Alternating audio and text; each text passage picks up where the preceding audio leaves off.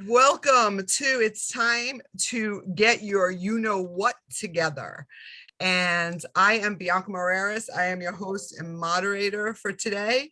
And Samantha Fitzgerald is our awesome educational person that is going to give us everything that we need. She's a fantastic attorney. So here we are to discuss everything from estate planning to how to avoid probate administration and everything else in between. And today's topic is all about trust, the different types of trust. So you're going to really learn a lot today. A little housekeeping, please keep yourself on mute. If you have a question, you can type it in the chat, or we're happy to engage with you. Just let us know by raising your hand. And at the end of the program, we'll open up the program for Q&A. Let me introduce to you Samantha Fitzgerald. Many of you know her, but Samantha is an attorney in plantation, and her firm is 100% focused on estate planning and probate administration, as well as trust administration. She's been practicing for over 20 years, believe it or not, and she is a CPA and has an LLM in tax. Samantha, welcome. Thank you. Thank you. Welcome, everybody. So glad everybody's joining us today. Awesome. And my name is Bianca Moreras. As I said before, I'm your host and moderator, and I am a business development consultant and coach, and I have over 37 years of experience. I concentrate in law firms and working with attorneys and the ability to help them get their company to the next level. So without further ado, we're going to get this program started. Welcome everyone that has just joined us. And Samantha, you ready to roll? I'm ready. Okay. So I have questions for you. My first question is, how many different kinds of trust are there? So there's lots of different things that a trust may be used for, but really you can boil them down into two groups: revocable trusts, meaning you can revoke them or modify them, or irrevocable trusts, meaning that you can't, but there's lots of buts to that. So basically revocable or irrevocable. Okay, very cool. So what's the difference between a living trust and a revocable trust? Same thing. So I get that question all the time. They're basically the same thing, meaning that you created a trust while you were alive, usually for some sort of estate planning purpose, and you can modify it or revoke it during your lifetime. Okay. Well, then why would anybody ever want to do an irrevocable trust? So lots of reasons. The majority of people want a revocable trust with an R, meaning that they can modify it, because most people are doing trust for some sort of estate planning purpose. But irrevocable trusts are used for lots of different reasons, such as creditor protection, usually not for yourself. It couldn't be for yourself, but those are special types of trusts that are typically done outside of the state, sometimes outside of the country, called asset protection trusts. Other things you would use them for: creditor protection for other people. So maybe your children or your parents or somebody else, even your spouse. You can set up trusts for your spouses that would be creditor protected. A lot of times these are being done for estate or gift tax purposes. So usually there's some sort of financial reason why people are doing an irrevocable trust. The reason for making it irrevocable is that it's a permanent transfer of assets. And there are, a lot of strings or rules attached to it. So it works, let's just say as an example, for estate tax purposes, you're making an irrevocable transfer of your wealth into this trust, so it gets it out of your estate. So when you die, those assets are not included in your estate, as opposed to if you use a regular revocable trust, because you have control over that trust for estate tax purposes, those assets are still part of your estate as if you still own them. Okay, so I've heard about testamentary trust. What is that? So a testamentary trust is a trust that's created inside of a person's will. So the trust does not exist outside of that will. So you have your regular will, and then it may say, upon my death, these assets are transferred to this person, but held in trust. And then the provisions of that trust are within the will document itself. So it's not a separate trust. You can't title assets into that testamentary trust while you're alive. It really just springs into existence when your will is probated after your death, and it's created then. So that's why the name is testamentary, meaning that, it's part of your testamentary documents that are created when you pass away. Okay. Is there a benefit to doing it that way? No. It's really the opposite, in my opinion. It's one less document. So if somebody doesn't want to spend the time or money to create a separate trust, revocable we're talking about here for the most part, they would include trust provisions within their will. Typically, you're seeing this when somebody has minor children or children under, a certain age that they don't want to get things right away if you were to die. So they'll include trust provisions in their will. But usually the only way those assets are ever going to get into that trust is if they go through the probate process first. And then that trust is created, once the will is probated. Having a separate freestanding trust is better because you can title assets in it while you're alive. You can use that trust, name it as the beneficiary on financial accounts because it exists. You're creating it. The only benefit of doing the testamentary trust provisions within the will is a cost savings up front in not doing a separate trust document. But it can't, every lawyer is different, obviously, in how they charge, but it's not a huge savings because you still have to include all of those provisions in the will. So it's not like you're saving an entire document. The will becomes much more complicated when you're putting those trust provisions within that will. So in my opinion, I can count probably on one hand the time I've ever done a testamentary trust provision within a will, because if we need a trust, we're going to do a separate trust because it's the better option for the client. Yeah, it sounds like there's more protections somewhere along the line there. Yeah. I've also heard of a Miller trust. Can you explain that to us? So a Miller trust is something that's done for Medicaid planning purposes. And it's so to qualify for Medicaid, typically in my context, this is for an elderly person who needs to go into a nursing home or an assisted living facility, and they're looking for the government to pay for part of it or all of it. There are asset limits and income limits in order to qualify.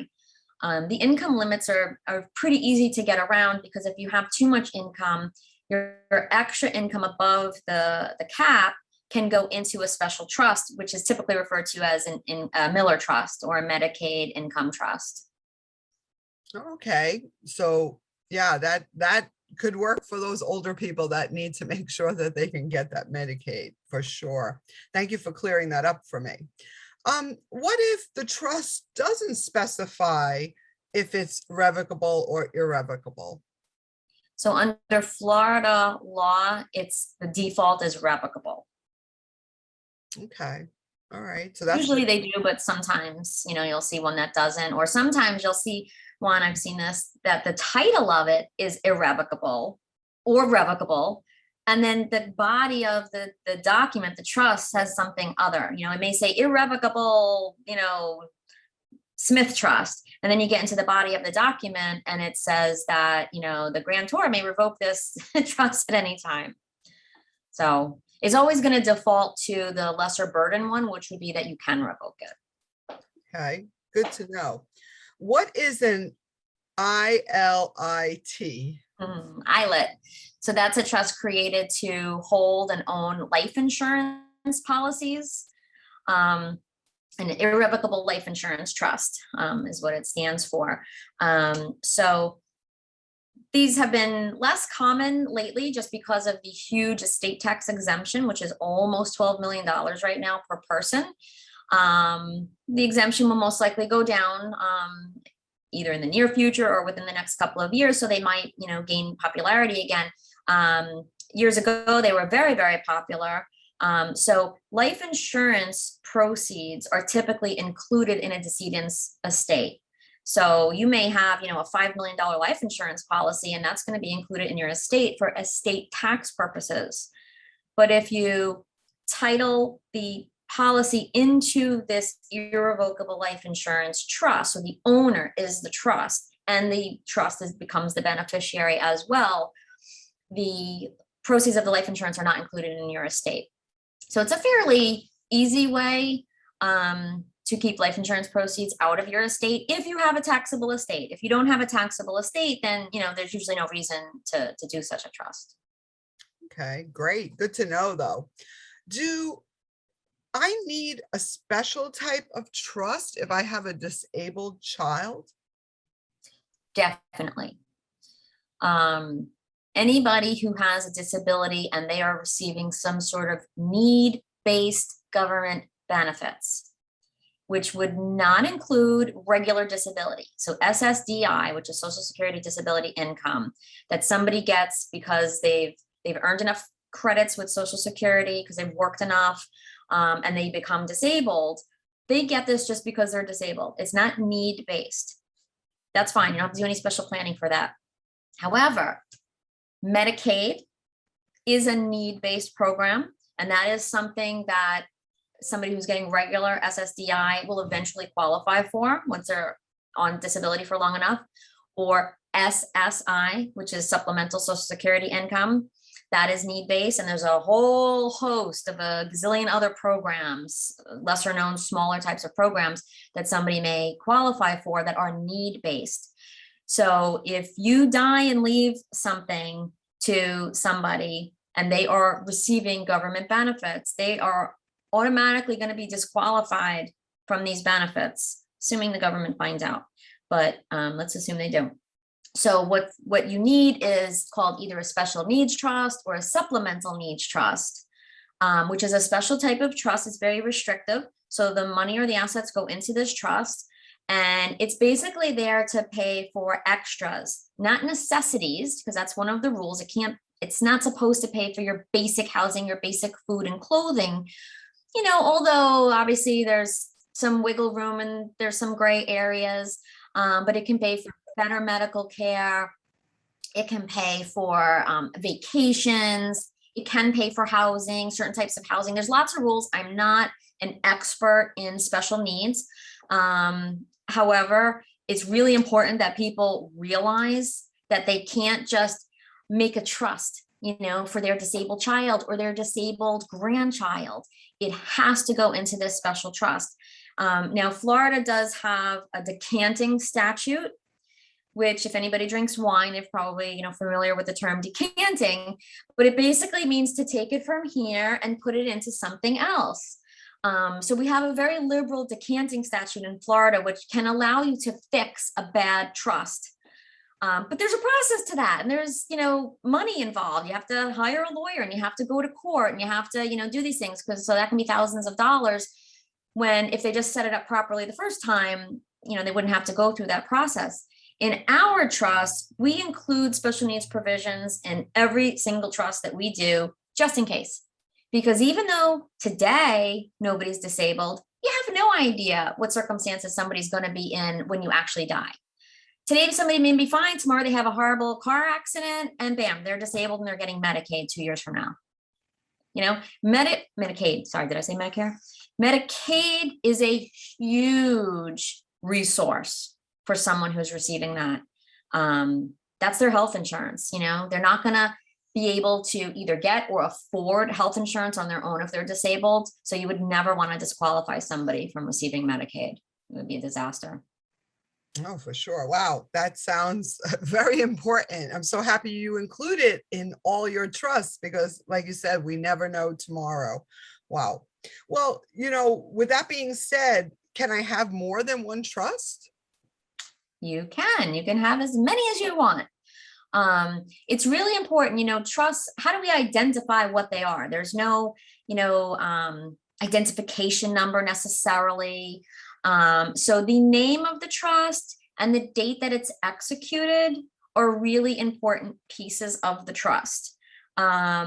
When real estate is titled into a trust, there's two things that are really important, but one of them is the actual name of the trust, which should include the date that it's executed, because that identifies the trust. There may be, 10 Bianca Moreris's trusts out there. You're allowed to make more than one. So, how do we identify it? So if you're going to have more than one, choosing a different name would be good. You can name your trust whatever you want to name it. When we're doing your typical revocable trust for estate planning purposes, we're typically using the names of the grantors, the creators of the trust, but you don't have to. But if you're going to have more than one, you might want to call it something different. Or I've seen a lot of trusts created for special purposes, right? And it can help.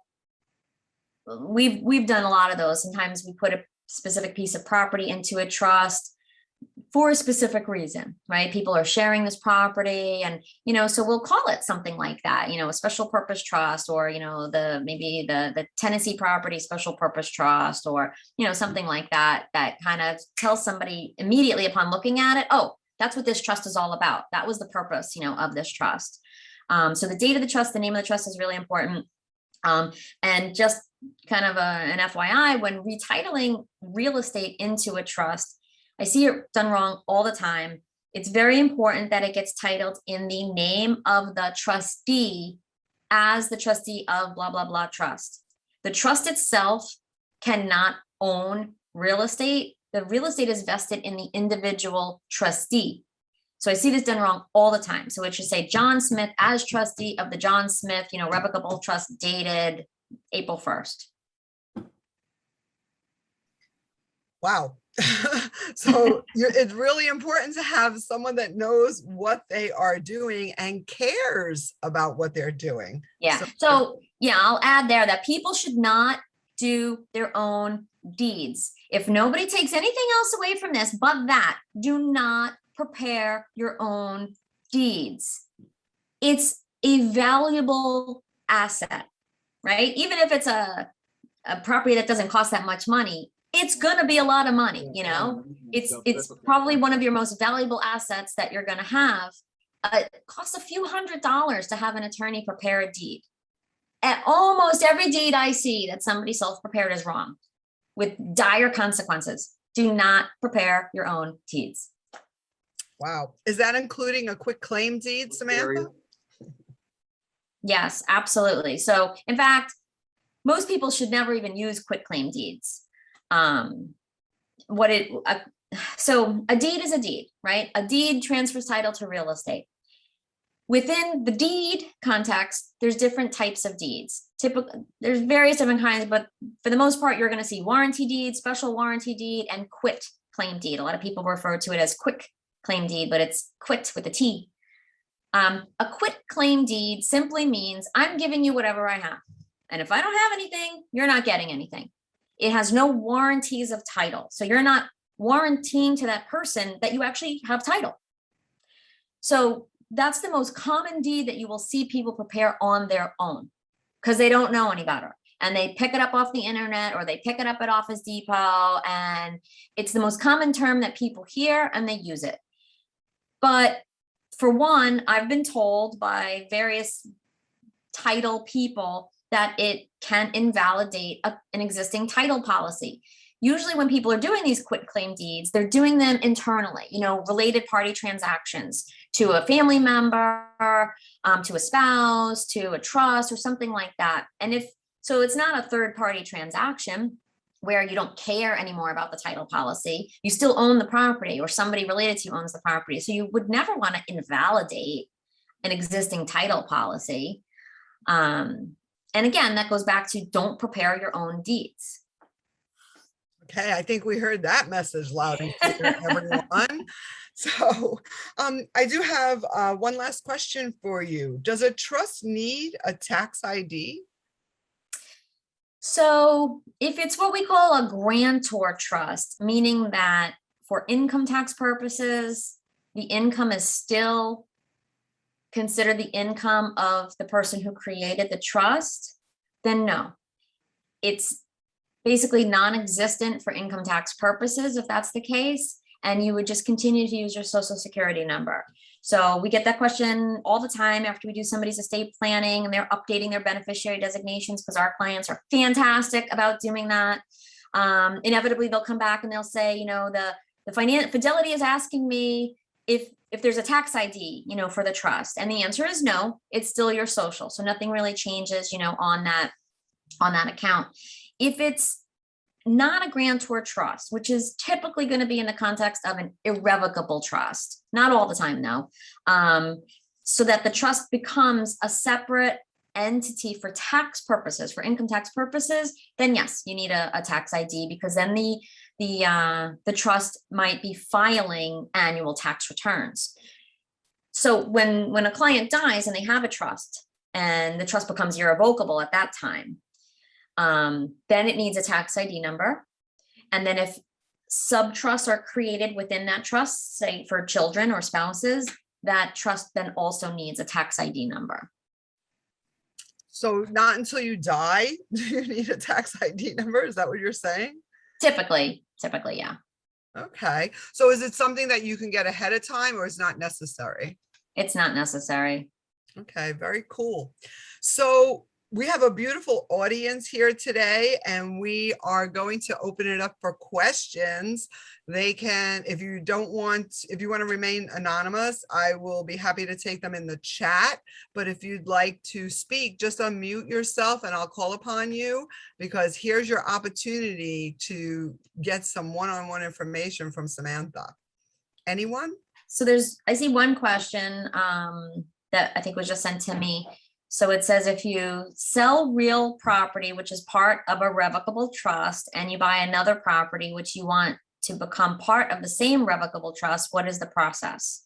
And that's a great question, because a lot of times my office finds out that our clients sold their property that was in their trust, and they bought a new property, but they didn't tell us. So when we send out our holiday cards and they get returned to us, we find out they moved and they didn't tell us.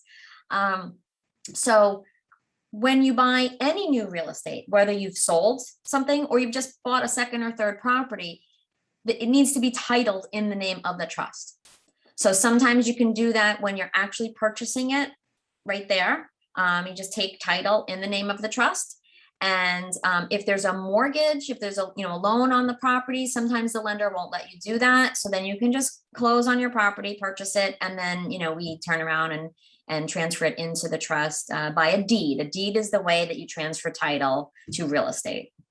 Okay, awesome. Randy, you have a question? I see your hand raised. I have two, but let me ask one and give some time for others. Come back to me if you have time. The first is, you talked about real estate in a trust, and I thought that was interesting. We've had conversations with a lot of clients that had differing opinions on the homestead exemption versus titling real estate, their home, in a trust. Can you talk about how Florida deals with this versus other states? Yeah, it's a kind of a hot topic with some more so old school lawyers. So homestead comes in three parts. Well, probably more than three, but there's homestead real estate exemption, and its counterpart there is the homestead cap on assessment, right? The increase in the assessment. And those are both real estate tax related. There is absolutely no problem with putting a homestead property into a trust and affecting your homestead exemption or the cap on the assessment. Perfectly fine, 100%. There's no issues there. No property appraiser has an issue with that. If you look at the statutes, it even says that if somebody has a beneficial interest in a property, that they qualify for the homestead exemption. So we've even gone so far as to, let's say, take my property, put it in my trust, but I'm going to give somebody else an interest in that property. Usually we're doing it for their lifetime within my own trust. And then they go and they apply for a homestead exemption and get it. We do things like that sometimes when, let's say, a client, they have their own home, but then they bought another property for it and their children, but they don't want it titled in their children's names usually for creditor issues. But the kid lives there and it's really the kid's property. and they want to, of course, get a homestead exemption. So we do something like that. So for creditor protection, which is kind of twofold. It's while you're alive, you have creditor protection for your creditors, your homestead is protected. And then also when you die, you pass your homestead on to your heirs, free of your creditors, even if you die owing $1 million. That's where it gets a little iffier by some lawyers. And I personally don't think there's any issue with it at all. If it's a revocable trust, now you certainly wouldn't want to do it in an irrevocable trust. So a revocable trust is basically, you're the grantor, you're the trustee, you're the beneficiary. There's really hasn't been any issues with any case law really attacking that. You do not want to do it with any other type of structure. Irrevocable, sometimes people want to try to put it into an entity, an LLC or a corporation. 100% no, it doesn't fly. The only exception to that is there is a process of doing an irrevocable homestead trust. Oh, you mean like a grid? There's a special statute, there's special rules. And so the perfect example of why somebody would do this, and I have this exact situation, I have a client. So technically, you can't devise your homestead to anybody if you have a minor child. So putting it into a revocable trust when you have a minor child may or may not work if you actually die while the kid is still a minor, right? If they turn 18 after it's in the trust, you're probably fine. But so if you have a minor child, I have a client, she's got a 2-year-old child, and she also has an older but still minor disabled child, and she's got a new husband. Her homestead is just hers, and it's one of her most valuable assets. So how do we protect it? Because spouses have rights. So there is a method of putting it into an irrevocable homestead trust, and you can devise it free of those restrictions, because you can't devise it if you have a spouse or minor child. But this irrevocable homestead trust bypasses those rules in a sense, but it's irrevocable. So it's so rarely ever used because nobody wants to do that. Nobody wants to take their home and put it into this irrevocable structure, but it is there. So it's a great tool for somebody, who has a disabled child or a minor child that they really need to protect. It's there and people should know about it. You can set it up so that when the child turns 18, the trust terminates and it reverts back to you. But irrevocable means irrevocable, sort of. There are a lot of statutes which do have methods of modifying irrevocable trust, but it's not super easy. And specifically with the irrevocable homestead trust, you can't revoke it. There can't be any provisions in there where you can revoke it. It's very specific because otherwise it will fail the rules and it will be an invalid devise. And then what happens is it comes back into your probate estate and it passes under Florida law, which is life estate to the spouse, remainder to the children. So it's an interesting tool that's out there that's very, very rarely used. All right. Thank you. I have to run. I have a question? Do you- 12:30 call, but Yes, thank you very yes. much. So This was very we're- informative. Thank you so much. Thanks for joining us. Anyone that wants to speak to Sam, we afford to you making a call to the office, having a consultation, and then see where it goes. All I can say about Sam is she's very thorough and she does not leave any stone unturned. I've been in the legal industry for 37 years and she is the most competent attorney in this area that I have found. So That's so sweet. please, Thank you. please, take the time. This is very important to your family, your livelihood, and all that comes with that. You work so hard to get what you've gotten. Don't let it go to the state. Yeah. That's the best thing I can say to Well, you. that rarely happens, but there's one more question here that's really, really important. It's very kind of like near and dear to me. Is there any value in putting financial accounts into a revocable trust when there are POD or TOD beneficiaries. So this is a huge thing that I talk to clients about. 100%, yes. So I wish I had it here. I have a crystal ball in my conference room. And I always tell clients, look, there's a crystal ball over there. And they're like, yeah. And I said, and guess what? It doesn't work because I got it on Amazon. It's fake. So we don't know what's going to happen in the future. The quick answer, the benefits of running financial accounts through the trust as opposed to direct TOD, POD beneficiaries, if those beneficiaries are incapacitated, disabled, getting sued, have a judgment against them, predecease you, in a bad marriage, getting divorced, doing drugs. If they're named as beneficiary, they're getting that money. There's no stopping it. So many problems obviously can happen from that. If you run it through the trust provides all sorts of protections for those beneficiaries. Even just as simple as if the person predeceases you. Well, what happens if they predecease you? Every account is different. Every beneficiary designation form is different. Sometimes it passes to the surviving beneficiaries, meaning that your grandkids may get completely disinherited. Other times it passes down the line to the grandkids, but guess what? Maybe they're minors or they shouldn't be getting the money right away. If they're minors, it's going into a court administered guardianship, which is terrible. It's super expensive, time consuming. And then at age 18, guardianship terminates, they get all the money. So there are lots of benefits to running the financial accounts through the trust instead of a direct POD or TOD beneficiary. Okay, so I have two questions, and if you like to stay, please stay with us. Maidri, is that how you say your name? I'm sorry, you're on mute. You're on mute.